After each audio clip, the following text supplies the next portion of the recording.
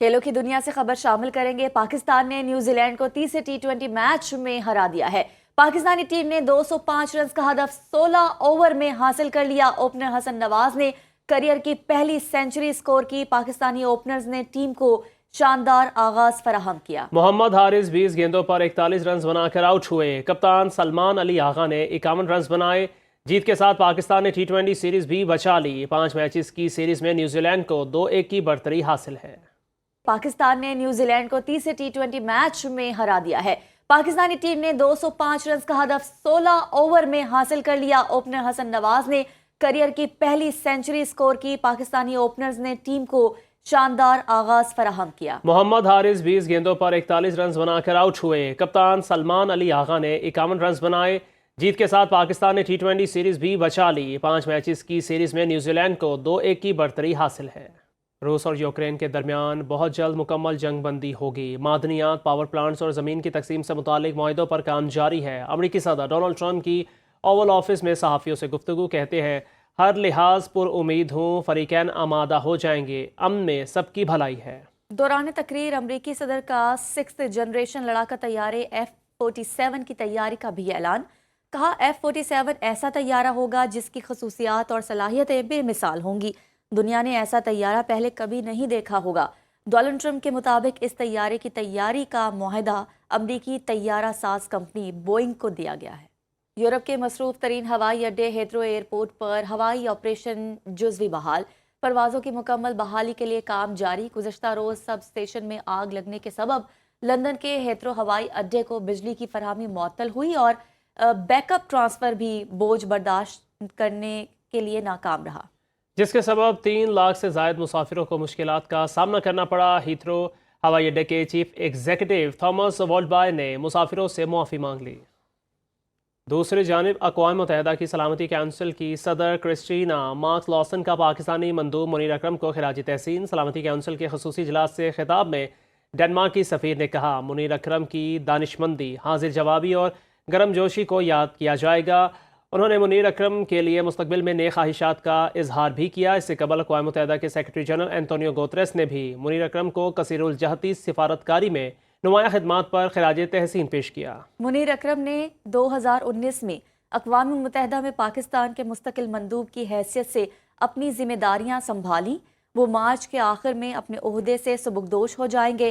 منیر اکرم کو سفارتی خدمات پر ہلال امتیاز کے اعزاز سے بھی نوازا جا چکا ہے۔ لاہور ہائی کورٹ سے بینکوں کی اضافی آمدن پر ٹیکس کے حوالے سے حکم امتناع خارج۔ قومی خزانے کو 11.5 ارب روپے جبکہ گزشتہ ایک ماہ میں مجموعی طور پر قومی خزانے کو 34.5 ارب روپے کا فائدہ ہوا۔ وزیر اعظم شہباز شریف نے کہا وزیر قانون، وزیر خزانہ اور اٹارنی جنرل کی ٹیم نے اپنی محنت سے تاریخی اقدام ممکن بنایا۔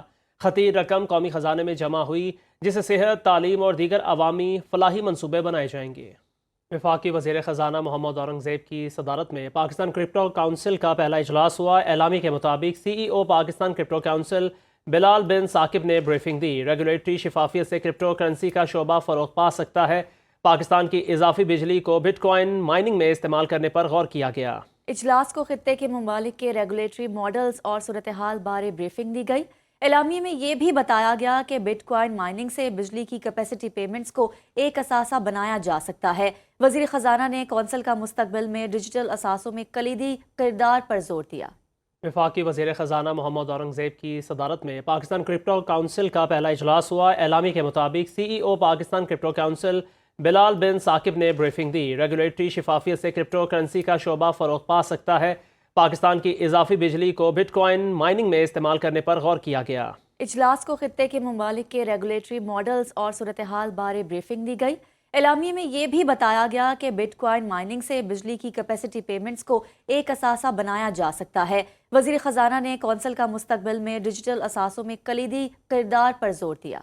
وزیر اعلیٰ مراد علی شاہ نے سندھ اسمبلی میں اظہار خیال کرتے ہوئے کہا بلوچستان اور خیبر پختونخوا میں دہشت گردی کے واقعے کے بعد سندھ حکومت متحرک ہے۔ ہمیں دہشت گردی کے خلاف یک زباں ہونا چاہیے۔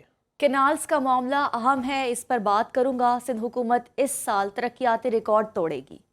دہشت گردی کی لہر دوڑی ہوئی، خاص طور پہ ہمارے صوبہ خیبر پختونخوا میں، صوبہ بلوچستان میں، اور ہم یہ جانتے ہیں کہ ہمیں یہ نہیں سمجھنا چاہیے کہ کہیں اور یہ مسئلہ ہے.